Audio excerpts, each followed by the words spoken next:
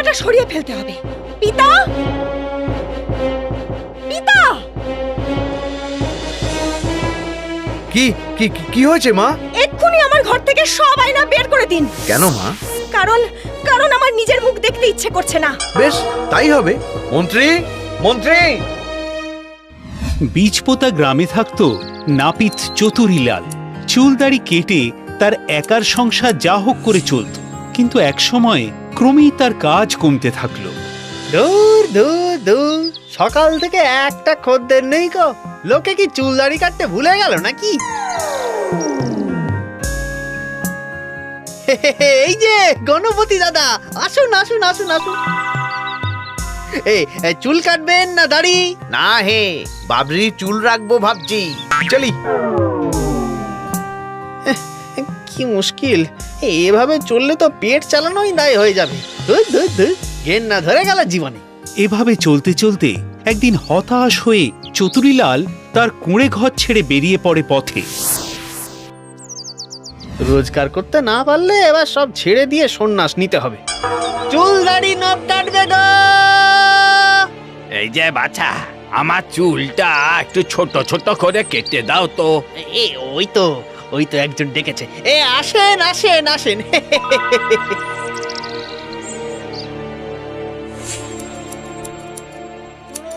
শুনুন শুনুন, রাজ্যের রাজকন্যা খুব অসুস্থ। যে তাকে সুস্থ করতে পারবে তাকে রাজামশাই যথাযোগ্য পুরস্কার দেবে।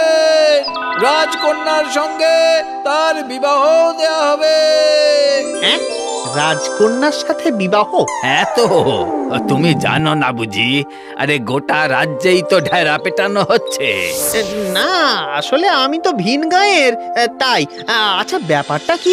রাজকন্যা তো ভীষণ অসুস্থ, কিছুতেই কিছু হচ্ছে না। তাই তো আমাদের রাজামশাই খুব চিন্তিত। আহাহাহা, আমি যদি বৈদ্য বা হাকিম হতাম। আচ্ছা, বলছি একবার চেষ্টা করে দেখবো নাকি দাদু? তা চেষ্টা করতে দোষ কি? তবে হ্যাঁ, সুস্থ করতে না পারলে কিন্তু রাজামশাই গর্দান নেবে। তা কোন দিকে রাজবাড়ি? ওই যে সামনের ভাতুড়ির জঙ্গল পেরিয়ে ওই পারে গেলে বেশ খানিকটা হাঁটতে হবে, তবে দেখতে পাবে। কই দেখি দেখি, তোমার আয়নাখানা দেখাও দেখি এখন।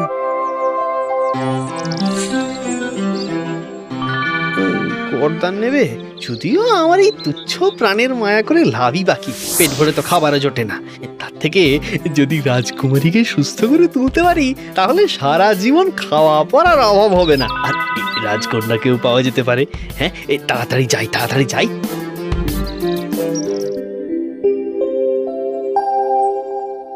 ওদিকে রাজকুমারী সারাদিন নিজের ঘরে শুয়ে থাকে, কোনো খাবারই সে মুখে দেয় না। মা বসুন্ধরা, তোমার জন্য ফল এনেছি। আমাকে বিরক্ত করো না তো, চলে যাও তোমরা। যাও বলছি। যাও তো এখন।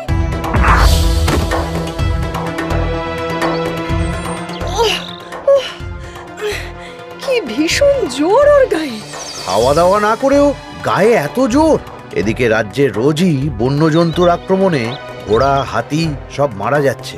কি যে হচ্ছে! সিদ্ধান্ত যখন নিয়েই ফেলেছি, তখন একবার গিয়েই দেখি, তারপর না হয় দেখা যাবে। এদিকে রাত হলেই নিশ্চিন্তে বেরিয়ে পড়ে রাজকুমারী।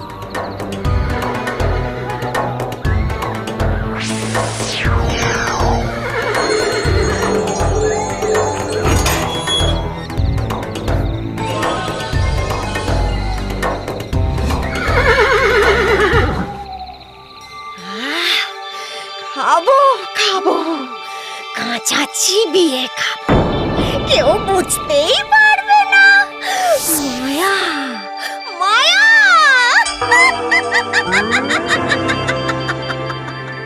বাপরে, কি গভীর জঙ্গল! না না, রাতে জঙ্গলে ঢোকাটা একদম উচিত হয়নি। নে চতুরিলাল, এবার তোর ইহজন্ম এখানেই শেষ। মনে হচ্ছে বাঘের পেটেই যাবি। এই কে কাঁদে? এ তো কোনো মেয়ের গলা বলে মনে হচ্ছে। এই কে কাঁদছো? কোথায় কাঁদছো? কে কাঁদে? কে? ওইটা একটা বাড়ি। কান্নাটা মনে হচ্ছে ওখান থেকেই আসছে। বোধহয় কেউ বিপদে পড়েছে। চতুরীলাল মন শক্ত করে সাহস এনে বাড়িটার দিকে এগিয়ে যায়, আর কান্নাটাও ক্রমশ তীব্র হয়। এই কে কে তুমি? এখানে বসে কাঁদছো কেন? উঠে এসো। কাছে যেতেই ছিটকে পড়ে চতুরীলাল। এটা কি হলো? হ্যাঁ, ও মায়ার বলয়, তুমিও ভেদ করে আমার কাছে আসতে পারবে না, আমিও তোমার কাছে যেতে পারবো না। মায়ার বলয়? হ্যাঁ, রাক্ষসী আমাকে এখানে বন্দি করে রেখে আমারই রূপ ধরে চলে গেছে। কোথায় গেছে? জানি না, এভাবেই হয়তো আমাকে মরতে হবে। না না, এ হতে পারে না।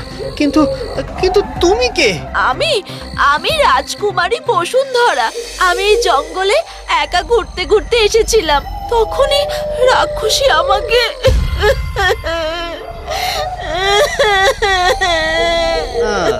বুঝেছি। ভেবো না, তোমাকে আমি উদ্ধার করবই।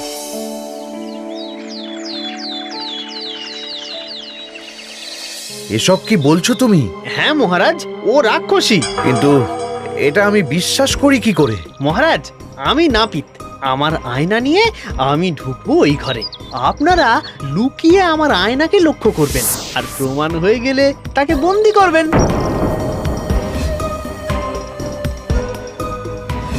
এই এই, কে তুমি? কি চাও? তুমি কে? আমি রাজকুমারী। তাই নাকি? তাহলে এটা কে? আহ, আহ, আহ, সরা সরা এটাকে, সরা। পেয়াদা!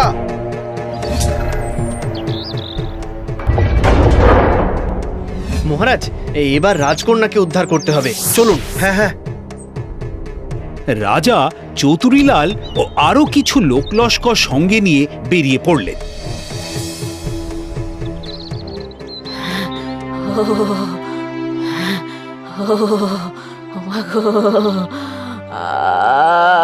মাগো, কি ব্যথা, কি ব্যথা, আর পারছি না গো বাবা গো।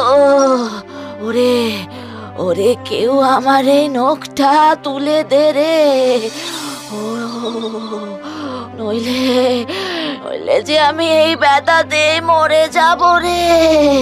ওরে ওরে, কেউ বাঁচা রে। কি হয়েছে দিদিমা? ওই ওই ওই ওই নখকুনি, নখকুনি। আরে একদম চিন্তা করো না, আমি ঠিক করে দিচ্ছি। আরে কি হলো? এসো, ওদিকে যে আমার মেয়ে। মহারাজ, আমি হলাম নাপিত। আমার চোখের সামনে কেউ নকুনি হয়ে কষ্ট পাবে তা তো আর হতে পারে না। দেখুন, এইটা আমার কাজ। হ্যাঁ,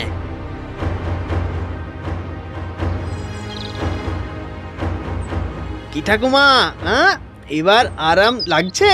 হ্যাঁ, নাতি, নাতি রে, ভাগ্যিস তুই ছিলি। নাতি, আমি আশীর্বাদ করলাম, এই নরুন তোর যে কোনো কাজে যা কিছু কাটতে তোর অস্ত্র হয়ে দাঁড়াবে, বুঝলি নাতি? বেশ, চলি।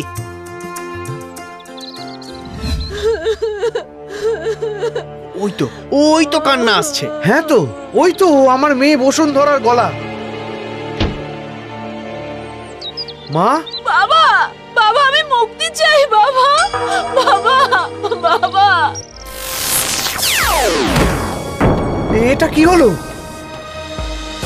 মহারাজ, রাক্ষসীর মায়ায় বাঁধা পড়ে আছে বসুন্ধরা। এভাবে তাকে উদ্ধার করা যাবে না। সিপাই, এসো তোমরা। যাও, রাজকুমারীকে উদ্ধার করো।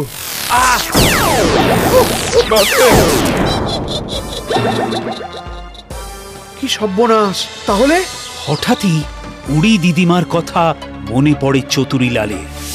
সে তার বাক্স থেকে নরুনটা বার করে ও সেই মায়া বলয়ের উপর চালাতে থাকে। না না না,